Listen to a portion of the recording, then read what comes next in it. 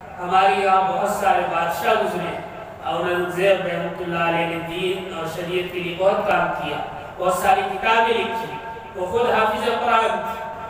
جہانگیر محمد سلیم جسے کہتے ہیں، اس نے بھی دینی علوم حاصل کیا اور اس کی روشنی میں سلطنت کو آگے بڑھایا۔ اس کا معمول تھا کہ دینی کتابوں کا ایک بڑا ذخیرہ، ایک لائبریری اس کے ساتھ چلا کرتی تھی، چاہے جنگ کے دوران۔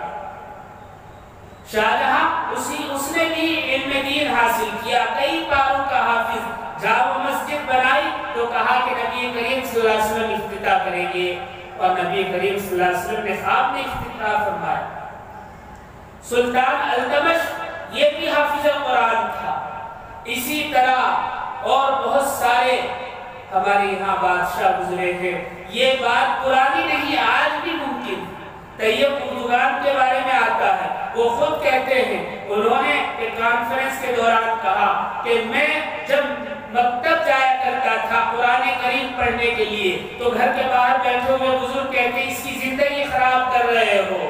آج میں وہی ہوں جس کی زندگی مدرسے میں خراب ہو رہی تھی، آج میں تمہارا صدر ہوں، تمہارا حکمران۔ پوری دنیا میں طیب اردگان سے زیادہ کوئی قابل لیڈر نہیں ہے۔ محمد مرسی جن کا ابھی انتقال ہوا ہے، مصر کے سابق صدر، حافظ قرآن تھے۔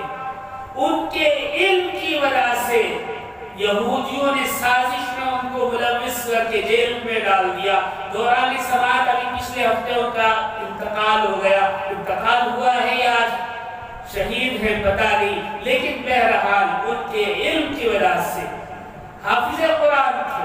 پورے مصر میں انقلاب آ گیا، یہودیوں نے سمجھ لیا کہ اس حافظ قرآن کو بٹھا دیا اگر صدارت پر تو یہ ہماری کھاٹ کھڑی کر دے، ہٹا دیا۔ علم دین حاصل کر کے دنیا اور آخرت دونوں سنوار سکتے ہیں۔ یہ کوئی نہیں کہنا چاہیے کہ دینی علم حاصل کر لیا تو کیا ہوگا، دنیا نہیں بن سکتی، بن سکتی ہے۔